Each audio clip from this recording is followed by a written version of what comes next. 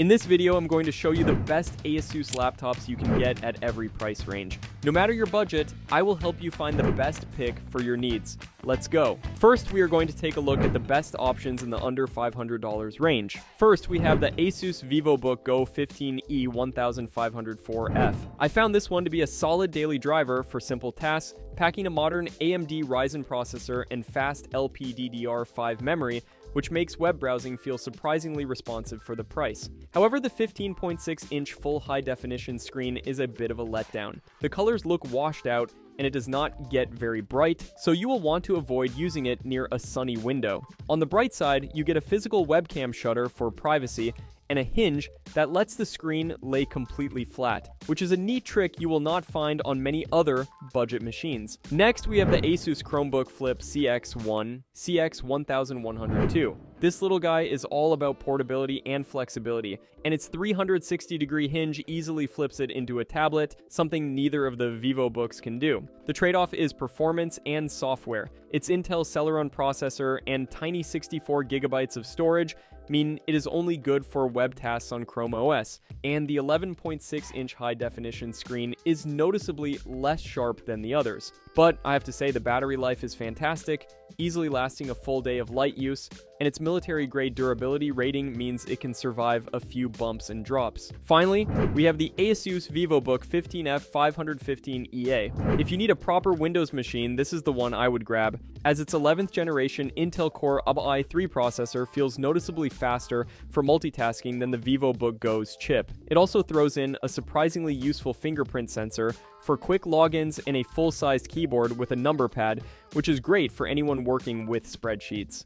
Honestly, its biggest weakness is the same as the Vivobook Go, a dim 15.6-inch full high-definition screen, and its battery life is just okay, definitely not as impressive as the Chromebooks. Next, we are going to take a look at the best options in the $500 to $800 range. First, we have the ASUS Vivobook 15F 1504VA, and for the price, it is a really solid daily machine with its Intel Core processor and a large 15.6-inch screen that can even lay completely flat. The display, while full high definition, is not the most vibrant or bright out there, so if you are doing color-sensitive work, you might want to look elsewhere, but for documents and browsing, it is perfectly fine. It feels like a straightforward, no-nonsense laptop, especially with the full number pad, making it a great choice for students or office work, but it lacks the specialized features of the other two on this list. Next, we have the ASUS Vivobook S14 Flip TN 3402Q, which immediately stands out because you can flip the screen all the way around and use it like a tablet.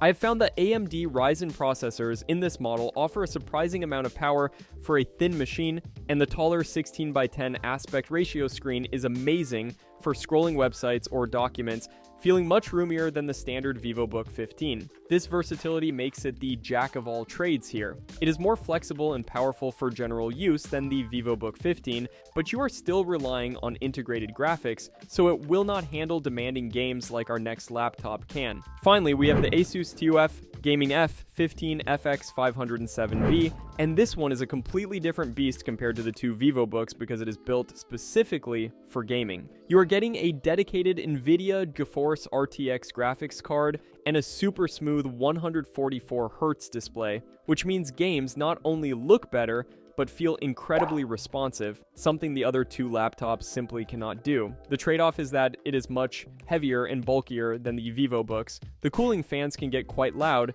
and you will not want to be far from a power outlet, making it the clear choice for performance but the least portable option by a long shot. Next, we are going to take a look at the best options in the $800 to $1,200 range. First, we have the ASUS ZenBook 14 OLED UX 3405M. This thing is unbelievably thin and light with a premium all-metal feel, and its new Intel Core Ultra processor combined with that gorgeous 2.8K OLED screen running at 120 Hz is an absolute treat for my eyes. I found the battery life to be fantastic, easily lasting a full day of work, which makes it way more practical for carrying around than the other two laptops here. However, its integrated Intel Arc graphics are not built for serious gaming, so if you're looking to play demanding titles, you will be much better off with the dedicated power of the Zephyrus or Vivobook Pro. Next, we have the ASUS ROG Zephyrus G14GA 403U. This is the compact powerhouse of the group, packing a seriously fast AMD Ryzen processor and an NVIDIA RTX graphics card that let me play modern games at high settings without any issues. While its screen might not be an OLED like the other two, the high refresh rate makes everything from gaming to just scrolling feel incredibly smooth and responsive. Be warned though, all that power in a small 14-inch body means this laptop can get quite hot and the fans really spin up. Plus, you will want to keep the charger handy as the battery drains quickly during gaming, unlike the marathon running ZenBook. Finally, we have the ASUS Vivobook Pro 15 OLED M6500Q. This machine feels like the perfect compromise for a content creator, giving you a dedicated NVIDIA RTX graphics card for accelerating your edits alongside a big, beautiful 15.6-inch OLED display that makes colors look incredible. For video editing or photo work, that larger, vibrant screen gives it a real advantage over the smaller displays on the ZenBook and Zephyrus, giving me more room to work. The trade-off is that it's the bulkiest and heaviest of the three, and its mostly plastic construction does not feel nearly as premium as the all-metal designs of its smaller siblings. Next, we are going to take a look at the best options in the $1,200 to $1,800 range. First, we have the ASUS ROG Strix G16G614Ji, and this thing is a performance beast for pure gaming, packing a high-wattage NVIDIA GeForce RTX 40 series graphics card and a super-fast 240Hz screen that makes games feel incredibly smooth. It is definitely the chunkiest of the bunch, and the fans can get noticeably loud when you are pushing it hard, but that is the price you pay for its impressive cooling that keeps temperatures in check. So while you would not want to carry this around as much as the ZenBook or the Flow, if you seek the most raw gaming frames per second for your dollar in a traditional laptop, this is the one I would grab. Next, we have the ASUS ZenBook Pro 14 OLED UX 6404V, and I have to say its 120Hz OLED screen is absolutely gorgeous, offering deep blacks and vibrant colors that make both creative work and media consumption a dream. It still packs a punch with a powerful Intel Core, i9 processor, and a dedicated NVIDIA graphics card, making it very capable for video editing, though it does get quite warm and does not have the cooling headroom of the larger Strix G16. This machine hits a sweet spot for a creator who needs a color-accurate display and portability, feeling much more premium than the Strix, but without the unique tablet form of the Flow Z13. Finally, we have the ASUS ROG Flow Z13 GZ301Z, which is easily the most unique device here, feeling more like a super-powered gaming tablet than a conventional laptop. On its own, the gaming performance is decent for its tiny size, but cannot compete with the Strix, and its battery life was the shortest of the three in my testing, so you will want to keep the charger handy. Its real magic is the incredible portability and the option to connect an external graphics dock, making it a versatile choice if you value a lightweight tablet for on-the-go use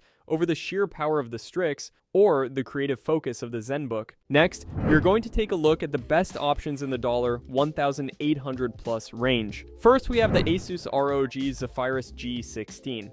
This thing is all about its stunning 16-inch OLED screen.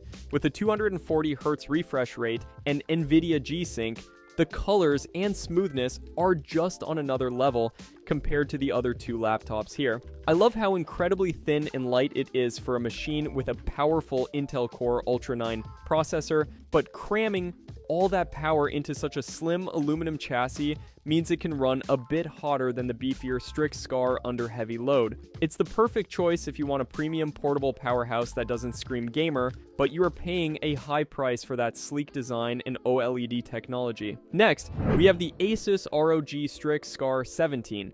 This laptop is an absolute unit built for one thing: maximum performance, with its big chassis giving the AMD Ryzen 9 processor and top-tier graphics way more room to breathe and maintain high speeds during long gaming sessions than the slim G16. You feel its weight and size immediately, so it is not fun to carry around, and while its 17.3-inch 240Hz screen is huge and fast, the IPS panel just can't match the deep blacks and vibrant colors of the Zephyrus G16's OLED. If you prize raw, unthrottled power and a larger screen over portability and do not mind a very aggressive gamer design with lots of lights, the Scar 17 is your workhorse. Finally, we have the ASUS ROG Zephyrus Duo 16. This machine is a multitasker's dream with its wild dual-screen setup. Having that second ScreenPad Plus for a map or Discord while gaming on the gorgeous main mini LED display is a genuine advantage that the other two simply cannot offer. It packs similar top-tier AMD Ryzen 9 performance to the Strix Scar, but you have to live with a cramped, shifted-down keyboard and trackpad layout that feels really awkward at first and takes a lot of getting used to. It's the ultimate laptop for content creators or streamers who can justify the massive price tag for its unique productivity features, but for pure gaming, the other two offer a more traditional and comfortable experience. Thanks for watching. I hope this video was helpful to you. If you found this video to be helpful, leave a like and subscribe for more videos like this in the future.